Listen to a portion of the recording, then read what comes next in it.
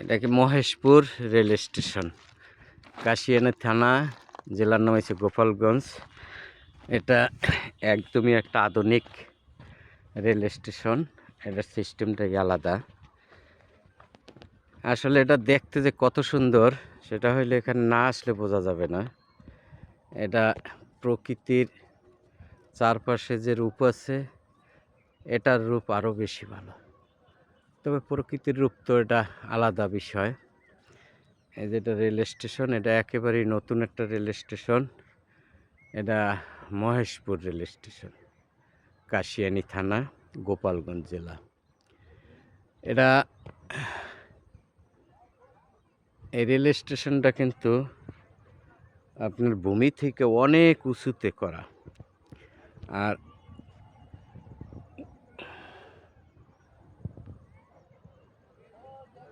ওই যে ওই পাশে এই যে রেলটা, এটা ডাইরেক্ট রেল, এখানে কোনো থামাথামি নেই।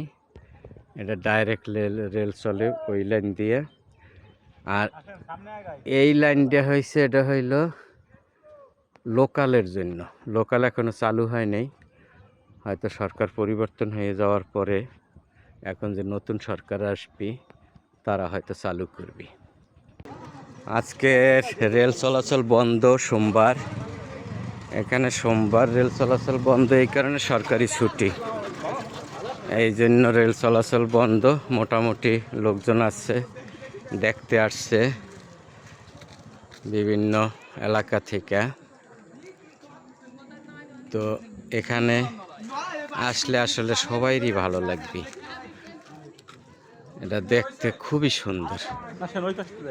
হ্যাঁ, ওই পাশ দিয়ে যাইবা।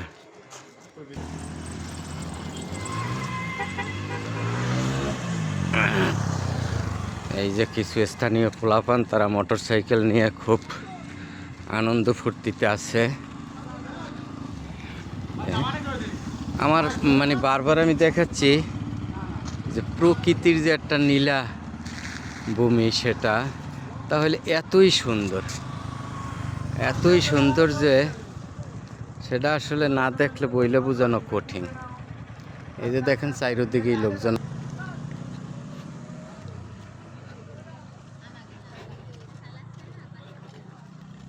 সাইকেল নিয়ে এক বোন আসছে, যাচ্ছে এখন। এই যে এটা আসলে বিশাল বিশাল বড় একটা এরিয়া নিয়ে এই রেল স্টেশনটা তৈরি হয়েছে। অনেক দূর থেকে মনে হবে দেখে যে না, এত সুন্দর একটা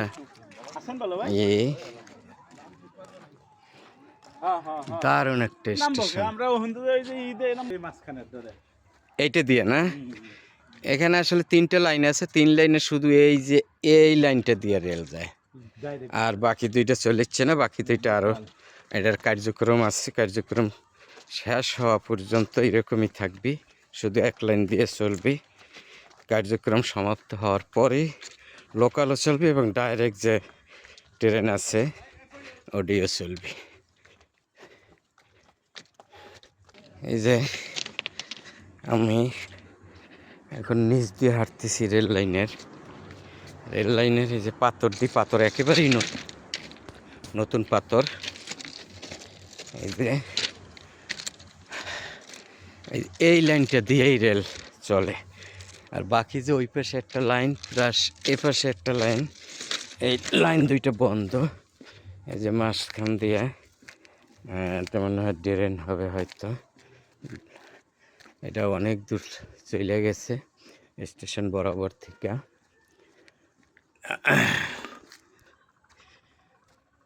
একটু আগে বলছিলাম যে রেল লাইনটা আসলে যে মেইন যে সমতল, সেই সমতল থেকে অনেক উপরে।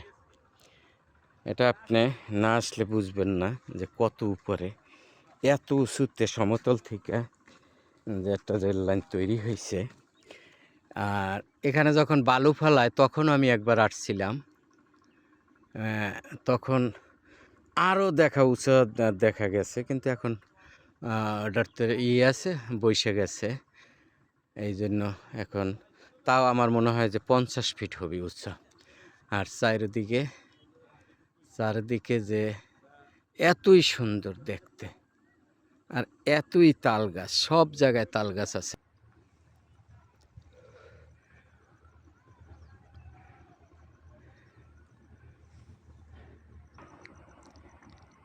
সূর্য মামা এখন একেবারে শেষ সময়, আর কয়েক মিনিটের ভিতরে অস্ত যাবে।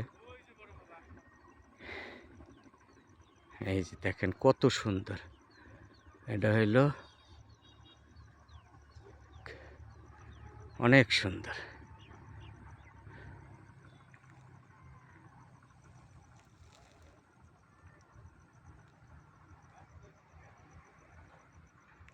এই যে একজন বাবু, সে দৌড়েই আসতেছে। এই যে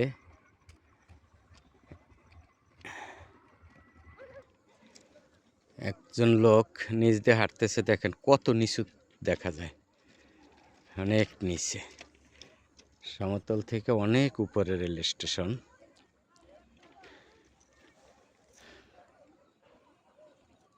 পুরো এলাকায় লোক গেল করান্য, অনেক লোকজন, কেউ বৈশা খোশ গল্প করিচ্ছে, কেউ আবার হাঁটতেছে।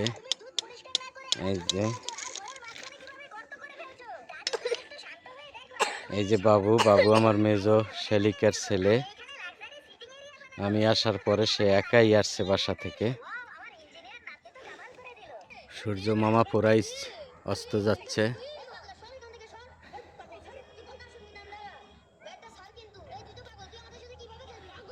শীতের দিন, তাই আস্তে আস্তে চারিদিকে কুয়াশা দেখা যাচ্ছে। এই যে অনেক অনেক সুন্দর প্রকৃতির একটা যে অপরূপ সৌন্দর্য, সেইটা। অনেক লোকজন, চারিদিকেই লোকজন, এখানে স্থানীয় এবং যারা ঘুরতে আসছে তাদেরও দেখা যাচ্ছে। এই যে ক্রসিং মনে হয়। আমি আসলে সচরাচর এরকম ভিডিও করি না, কিন্তু এখানে আসার পরে এত সৌন্দর্য দেখতে, এত সুন্দর, এত ভালো লাগছে, তাই এই ভিডিওটা করলাম। সবাই পাশে থাকবেন, চ্যানেল সাবস্ক্রাইব করবেন, ভিডিওটা বেশি বেশি দেখবেন। যদি ভিডিওটা ভালো লাগে শেয়ার করবেন, কমেন্টে জানাবেন ভিডিওটা কেমন হইল। আর ওই যে ওপাশে দেখা যায়, ক্যামেরা আসছে না হয়তো, অনেক নিচুতে তো। এই যে গাড়ি চলিচ্ছে রেলের এপার ওপার থেকে, একটা নিচ দিয়ে রোড করা আছে, গাড়ি যাচ্ছে।